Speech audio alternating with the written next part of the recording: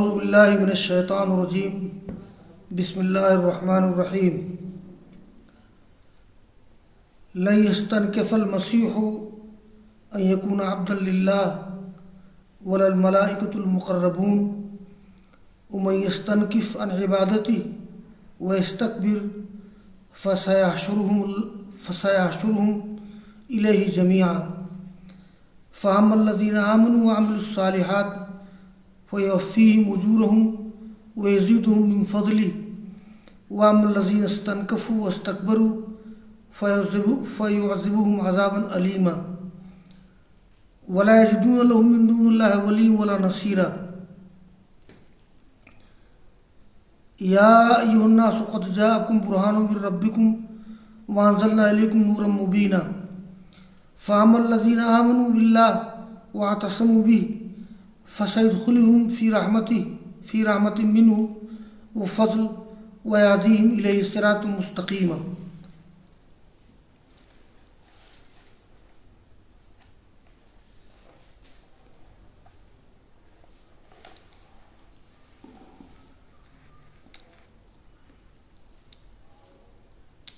عزیز طلبہ، یہ سورہ نساء کا آخری رکوع یعنی رکوع نمبر 24 یہ شروع ہوا ہے. آج اس رکوع کا آدھا پڑھایا جائے گا اور انشاءاللہ کل اس رکوع کا آخری حصہ نصف آخر پڑھایا جائے گا اور اس طرح سے انشاءاللہ کل سورہ نساء کا درس مکمل ہو جائے گا اور اسی پر درس موقوف ہو جائے گا ششماہی امتحان تک انشاءاللہ.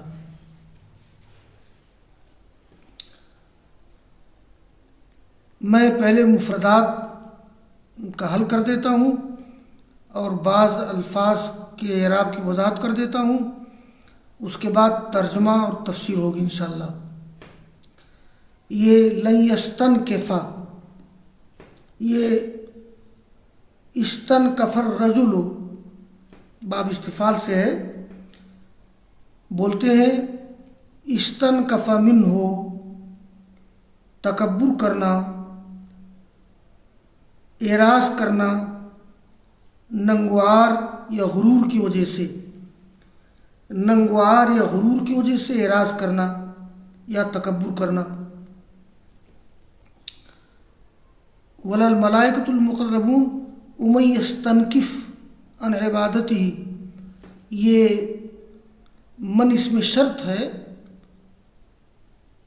اسی لیے یہ من اسم موصول ہے، شرط کے معنی کو متضمن ہے، شرط کے معنی کو شامل ہے، اسی لیے اس کے بعد جو فعل ہے مضارع مجزوم ہو گیا ہے.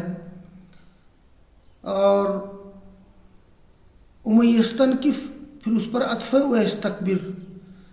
فاما الذین آمنوا وعملوا الصالحات فیوفیہم اجورہم، یہ یوفی، وفا یوفی توفیتاً باب تفعیل سے، پورا پورا دینا. مادہ واو فا یا ہے اور اجور واحد اجر، محنت کی مزدوری. وَيَزِيدُهُم مِّن فَضْلِهِ وَأَمَّا الَّذِينَ اسْتَنكَفُوا وَاسْتَكْبَرُوا فَيُعَذِّبُهُمْ عَذَابًا أَلِيمًا وَلَا يَجِدُونَ لَهُم مِّن دُونِ اللَّهِ وَلِيًّا وَلَا نَصِيرًا. ولی جمع اولیاء، معاون، مددگار، کارساز، دوست. نصیر جمع نوسارا. یا ایھا الناس قد جاءکم برہان من ربکم وانذرنا الیکم نورا مبینا. یہ برہان کے معنی دلیل جمع براہین، یعنی اللہ تعالیٰ کی طرف سے برہان یعنی نبی کو بھیجا جانا، نبی کی بعثت اور نبی کی پیغمبری. تو قد جاءکم برہان من ربکم اس لیے کہ ایک پیغمبر اللہ تعالیٰ کی طرف سے دلیل ہوتا ہے، اللہ تعالیٰ کی طرف سے اس کی حیثیت دلیل اور بینہ کی ہوتی ہے. وَأَنزَلْنَا إِلَيْكُمْ نُورًا مُبِينًا، یہ نور مبین کے معنی ہوتے ہیں یہ تیز روشنی، اس سے مراد قرآن مجید ہے جو کفر و ضلالت کی تاریکیوں میں ہدایت کی روشنی ہے۔ تو قرآن کریم کو نور مبین کہا گیا ہے، یعنی کھلی ہوئی روشنی، اس لیے کہ قرآن کریم یہ کفر و ضلالت کی تاریکیوں کے درمیان ہدایت کی روشنی ہے۔ اور فَأَمَّا الَّذِينَ آمَنُوا بِاللَّهِ وَاعْتَصَمُوا بِهِ، اعتصام معنی ہوتے ہیں مضبوطی سے پکڑنا، فَسَيُدْخِلُهُمْ فِي رَحْمَةٍ مِّنْهُ وَفَضْلٍ وَيَهْدِيهِمْ إِلَيْهِ صِرَاطًا مُسْتَقِيمًا، اور یہ صراط مستقیمہ یہدیہم کا مفعول ثانی ہے۔ یہ ہدا یہدی ہدایتاً، اس کا استعمال دو طرح سے ہوتا ہے۔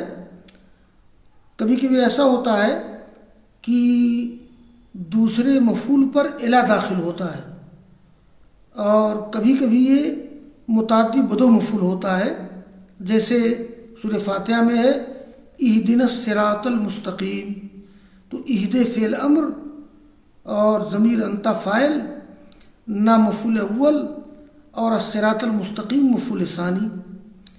یہ جب ہدایت کا استعمال اس طرح سے ہو کہ متعدی بدو مفعول ہو تو اس کا معنی ہوتا ہے راستے پر لے جانا۔ دیکھیے، ایک ہے اراۃ الطریق یعنی راستہ دکھا دینا، اور ایک ہے ایصال الی المطلوب یعنی مطلوب تک پہنچا دینا۔ تو اگر ہدایت کا استعمال اس طرح سے ہو کہ دوسرے مفعول پہ الا داخل ہو تو اس کا معنی ہوگا راستہ دکھا دینا، اراۃ الطریق۔ اور اگر ہدایت کا استعمال اس طرح سے ہو کہ پہلا اور دوسرا دونوں مفعول کی شکل میں ہو، یعنی متعدی بدو مفعول ہو، تو اس کا معنی ہوتا ہے مطلوب تک پہنچا دینا۔ جیسے اہدنا الصراط المستقیم، اے اللہ تو ہم کو سیدھی راہ پر چلا، سیدھا راستہ دکھا نہیں، وہاں ترجمہ کریں گے اہدنا الصراط المستقیم، اے اللہ تو ہمیں سیدھی راہ پر چلا، یہی مطلوب ہے، یہ نہیں کہ سیدھی راہ دکھا۔ تو ہدایت کا استعمال جب الا کے ساتھ ہو تو اس کا معنی ہوتا ہے اراۃ الطریق، راستہ دکھا دینا، اور جب اس کا استعمال متعدی بدو مفعول ہو کر کے ہوتا ہے تو اس کا معنی ہوتا ہے مقصود تک پہنچا دینا۔ دیکھیے یہاں جو ہے وَيَهْدِيهِمْ إِلَيْهِ صِرَاطًا مُسْتَقِيمًا، تو یہدیہم میں ہم یہدی کا پہلا مفعول اور صراط مستقیمہ دوسرا مفعول ہے۔ الصراط کے معنی راستہ، جمع سرتن۔ ہاں یہ دیکھیے،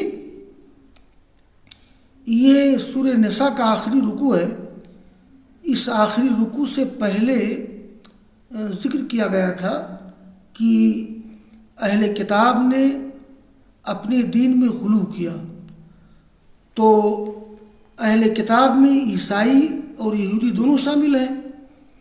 عیسائیوں نے اس طرح سے غلو کیا تھا کہ عیسیٰ علیہ السلام کو الہ قرار دیا تھا۔ میں نے بتایا تھا کہ عیسائی تثلیث کے قائل ہیں، یعنی وہ تین کو ایک، ایک کو تین مانتے ہیں۔ ان کے یہاں جس خدا کا تصور ہے وہ تین سے مل کر کے بنا ہے، اور ان تینوں سے مراد اللہ تعالیٰ، مریم، عیسیٰ علیہ السلام، یا ان تینوں سے مراد اللہ تعالیٰ، جبرائیل اور عیسیٰ علیہ السلام ہیں۔ بہرحال عیسیٰ علیہ السلام کو عیسائی لوگ یہ اللہ کا بیٹا بھی کہتے ہیں اور خود اللہ بھی کہتے ہیں۔ اسی لیے یہ جو المنجد ہے ڈکشنری عربی کی، المنجد میں جہاں المسیح کا ترجمہ کیا گیا ہے، المسیح لقب الرب، یعنی مسیح اللہ تعالیٰ کا لقب، ایسا ذکر کیا گیا ہے۔ تو عیسائی لوگ عیسیٰ علیہ السلام کو اللہ کا بیٹا اور خود اللہ مانتے ہیں، اور تثلیث کے عقیدے کے مطابق تین مل کر اللہ، ان میں ایک عیسیٰ علیہ السلام بھی ہیں۔ یہ غلو تھا. تو اللہ تعالیٰ اسی غلو کی تردید کر رہا ہے کہ عیسیٰ علیہ السلام تو اللہ کے بندے تھے اور اللہ تعالیٰ کے بندے ہونے پر انہیں کوئی عار نہیں ہے. ہر نبی اللہ کا بندہ ہوتا ہے اور کسی بھی نبی کو اللہ کا بندہ ہونے پر کوئی عار نہیں، کوئی شرم نہیں، یا کسی نبی کو اللہ کے بندہ ہونے سے انکار نہیں ہے، اعراض نہیں ہے. دیکھیے اللہ تعالیٰ فرماتا ہے لن یستنکف المسیح ان یکون عبدا للہ، یعنی عیسیٰ علیہ السلام یہ ننگوار محسوس نہیں کرتے اس بات سے کہ وہ اللہ تعالیٰ کے بندے ہوں، یا عیسیٰ علیہ السلام کو ننگوار کی وجہ سے اعراض نہیں ہے کہ وہ اللہ تعالیٰ کے بندے ہوں. تو عیسیٰ علیہ السلام اللہ تعالیٰ کے بندے ہیں. اللہ تعالیٰ کے بندے ہونے پر انہیں کوئی عار اور شرم نہیں ہے. یہ استنکاف کا ترجمہ جو ہے